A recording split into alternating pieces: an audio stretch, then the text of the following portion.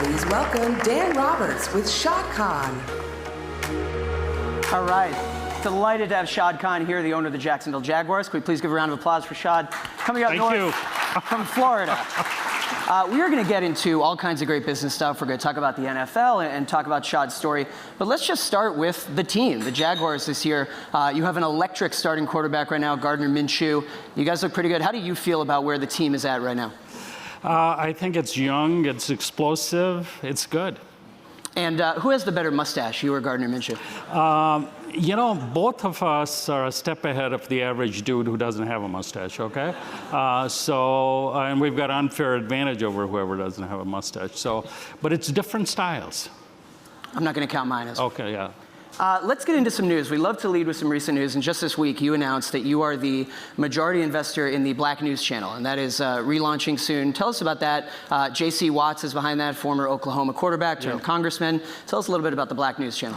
Well, you know, J.C. Watts, one of the founder, along with other people, they started this journey more like 10 years ago. He was just out of Congress, and it really never got traction. They went through, you know, this is finance, some money, and it didn't become a reality. So a couple of years ago, you know, I looked at that and then I said, okay, this thing, how it should work from a business perspective, the money, the investment you have to put in, so it's going to be relevant. I think there's a huge unmet need for African Americans, the content that's specific to them.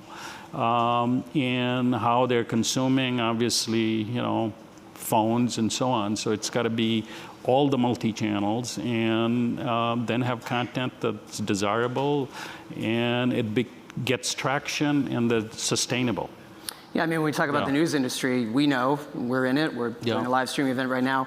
So much has changed. So obviously launching something new in news, a lot of challenges that you have to think about and approach. And especially as an NFL owner, I mean, you see how the news is rapidly shifting every day. Yeah, absolutely. So, and you've got to be, you know, you've got linear TV, but then cable, and then after that over the top and phones and everything else. So you launch it, you got to have them all. But it's going to start out with about 33 million households who will have access to it. And so, you know, and I'm hoping, you know, once it meets the mission, it can kind of be a bridge culturally to some of the other ethnic minorities, South Asian, I think you're looking at, and hopefully, you know, serves a very viable purpose. More Shad Khan news to get into. We have All Elite Wrestling, which just launched within the last month and launched on TNT. You are involved in that with your son, Tony. Yep. Tell us about that and how has that launch gone, especially, you know, somebody who covers sports business for us. It's all about streaming right now, and all of the new streaming platforms, I notice, the rights that they can get are combat sports. It's boxing, it's wrestling, it's MMA. So tell me about how that affects you guys launching this new business. Well, you know, it was my son's idea, obviously. So, and this is one of the times as a father, you know, you don't mind being wrong. I didn't think it really had much of a chance. But the business case he had, you know, was quite compelling. And, you know, really it launched with pay-per-views. Early in the year, did very, very well. Some of them were historically high. And then obviously on TNT, October 3rd, and it's done very well, as you know, the ratings. So, but they have all the platforms to really be able to access it globally. And crazy enough, I think in England, it's on free TV, the biggest channel, ITV. Speaking of England, you own a soccer team over there. Should I say football? Yeah. Tell us about that before we get into American football with NFL. Well, really that came after NFL, Jaguars, because I was looking at, you know, how do we grow our fan base? And playing in London was really one of the angles. This is going back about 6 years ago. And obviously the NFL approved that, went along, and this was like a second step to have something there because we have people on the ground to have some synergies and get, you know, more exposure. Let's talk about your story. As Jen Rogers said, who introduced us, just a fascinating entrepreneurial story. Some have said, I mean, the quintessential American dream. Came to this country from Pakistan and eventually went to work for a car bumper company as an employee when you were still in college. Now the CEO of that company, Flexingate, which had more than $7 billion in revenue in 2018. Tell us about that business. You know, the average person, I think, who cares about the NFL knows a lot of the owners. They might not know how those owners made their money, and it's a unique story. Yeah. yeah. I think only in America, okay? You wouldn't be doing it anywhere else.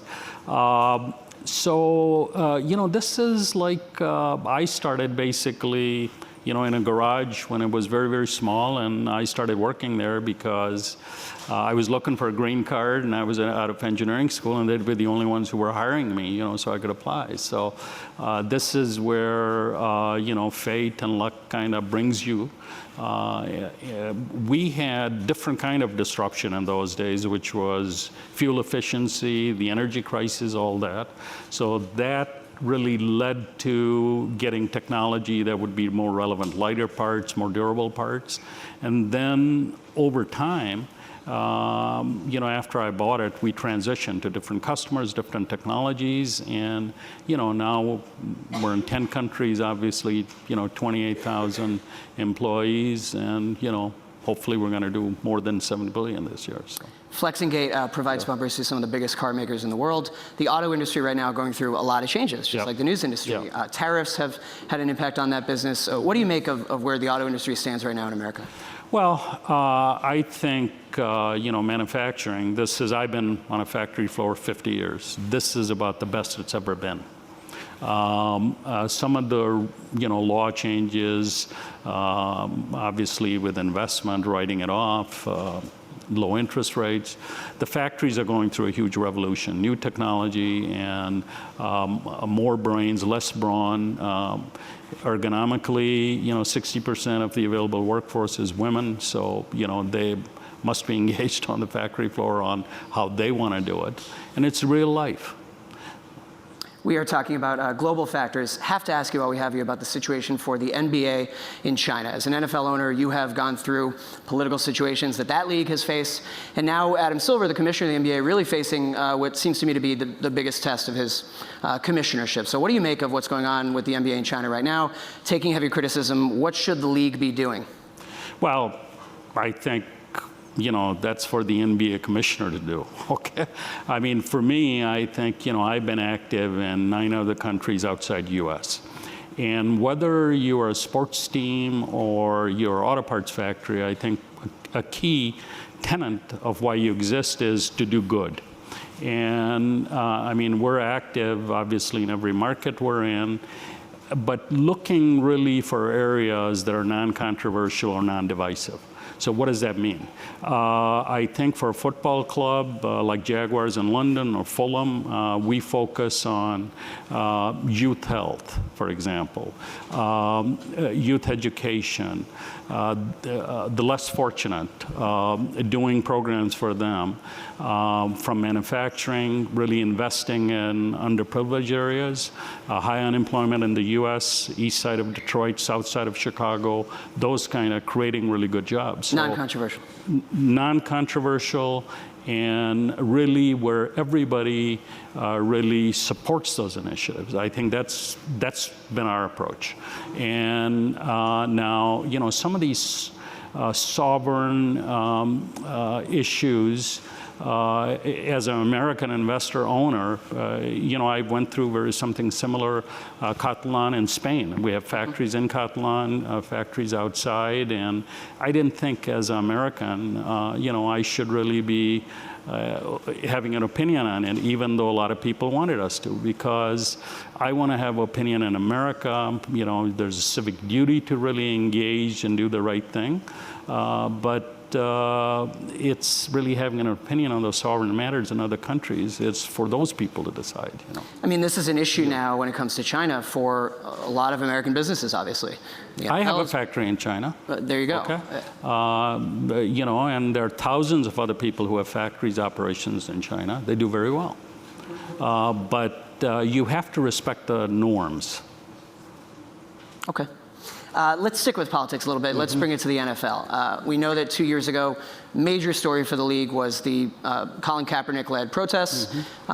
President Trump, during that time, we had Eric Trump here on this stage earlier, was for a while tweeting voraciously about the NFL, really targeted the league. Then it went away. Quite recently, TV ratings bounced back for the NFL, but during that time, you made big waves when you at one point linked arms with your players. Now, interestingly, I think some people pinpointed this, you had also donated to President Trump's inauguration. So get me up to speed on sort of, if we go back to your thinking at that time, Walk me through what that was like as an owner, and how much of that crisis has sort of faded away, and how much is something owners still think about in the league? Well, I think, to the president's donation, that was, I've been a big fan of the economic policies. And so, that happened, and I think, we're benefiting from it. The social issues, the civic issues, I think, with the players, those were, causes. I think human causes that it brought a lot of attention to. And since that, that was 2 years ago, the league has done a lot. Okay, we need a special program with you to kind of go through all this stuff. And the players have done a lot. Okay, that was the time for talk and symbolism. Since then, it's been time for action. There's been a lot of action. And local communities, again, in prison reform, in a lot of those things that really impact not only minorities, but other people. You spoke out at the time against what President Trump was saying about the protests and sort of his reaction against Kaepernick and those protests. Where do you stand today? Are you currently a Trump supporter? Well, I think, I think it's very clear on social issues, immigration, religion, what have you. I think, we need to have a different viewpoint. We are talking about the NBA and China, and that's a political issue. We're talking about the NFL and politics. The general reputation that the NBA has enjoyed, and that's why this story I think is so big, is that is the open league. That's the league that encourages its players to speak out on social issues, and people say, not the case with the NFL. Do you feel that that's an unfair reputation? That's not the case? I think, players and every human being, I think, has a right to speak what their opinion is.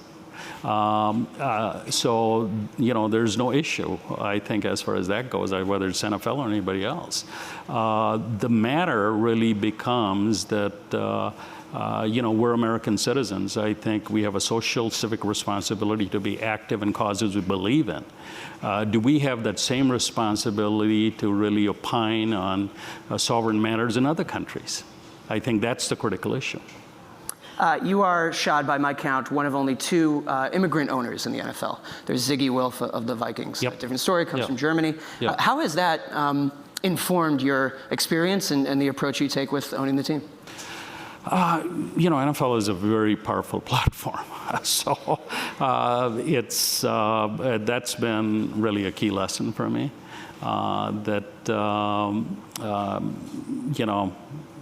I had more than 20,000 employees, factories all over the world. Nobody cared, okay? Now you have 53 players.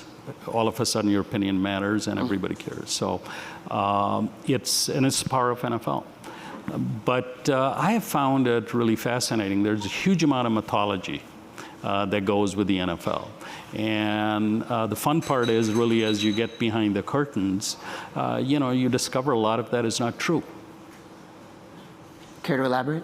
Pardon me? Well, yeah. For example, I think, I was the first non-white, to buy a controlling share of a club or buy the club. And that was 2012. Before that, really, I'd been unsuccessful on buying another club. Okay. Okay, and there was, all the whispers of what have you that the league went back to 1890, and non-whites, or a minority was not going to be allowed because it's partnership. You need a vote of the 24s, and I had seen up close and personal. It was nothing like that. And when the next opportunity came, obviously, it happened. And so it broke that mythology that there was some kind of racial bias against ownership. It's really interesting. Yeah. Let's stick with the NFL and talk about TV rights. Yeah. That is something that I look at so closely. Later on today, we're going to have a panel really specifically on OTT businesses and streaming and the future of sports streaming. But NFL's broadcast rights, most of them with the main networks, are coming up for renegotiation soon. Yep. A lot of speculation about, will a tech player come in? Will someone like an Amazon, which has already paid to stream 10 Thursday night football games, maybe that's a little dipping a toe in the water. Will someone who is a pure play tech company come in and try to bid for those rights? What do you see happening in the near future for NFL and TV? Well, I think, time will tell. But the most important thing is, NFL has had a couple of basic tenets. One of them is free TV NFL games in local market. Maybe it's linear TV right now. I think that principle, I see that. I mean, this is my opinion, moving forward, sticking to it. Beyond that, I think there'll be all kinds of platforms, whether it's phones, mobile, cable, whatever, that they'll be available on. I think distribution, accessibility is key. We had your fellow owner, Jerry Jones, on our Yahoo Finance live show a few weeks ago, and he was saying there's never been a better time for the league and our television contracts. He thinks it's more attractive than ever, more valuable than ever. And so I'd ask sort of two questions below that. We do know that ratings, live ratings, peaked in 2015. Now we haven't yet seen how much streaming viewership can be brought into ratings. Some people think maybe that's not true. But do you feel that way, that the NFL's TV contracts are more valuable than they've ever been at a peak? And then I'd also ask how sports betting and the slow change of the law in that case affects the NFL's TV deals. Well, I absolutely think the best days of NFL are ahead of it.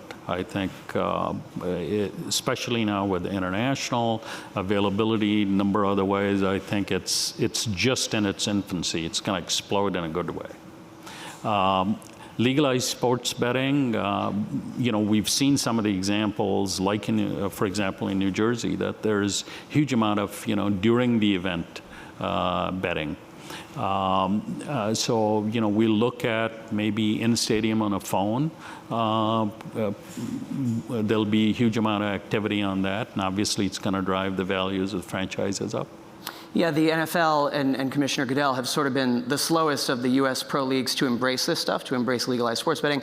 Now that it's happening in a domino effect state by state, I think the NFL is finally really jumping in. Do you feel that all your fellow owners are sort of fully on board with that? We're ready to embrace this, accept it, welcome it? I think so now, but you have to remember the history of NFL. I think NFL has really been obsessed with the integrity of the sport. And it's taken a while for, all the owners to get comfortable with it.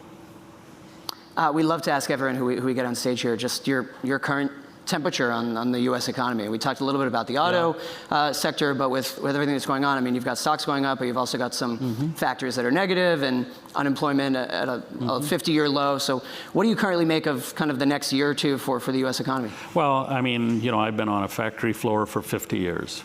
I've never seen the economy this good. And how hard it is to hire people, you find the good people, you hang on to them. And you've got to become a better employer, so they stick with you. No recession coming? I don't know how you define a recession, but I see the economy really being strong.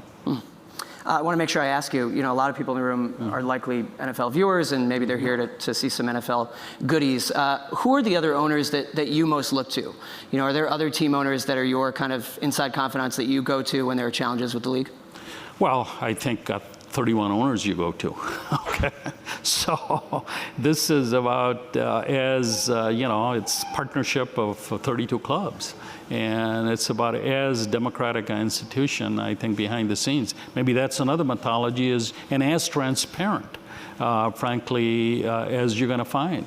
There's there's very little, I haven't found any opacity to it in any manner whatsoever. Super Bowl prediction? Well, I think you support a club that, will probably be there. It's the Patriots he's talking about.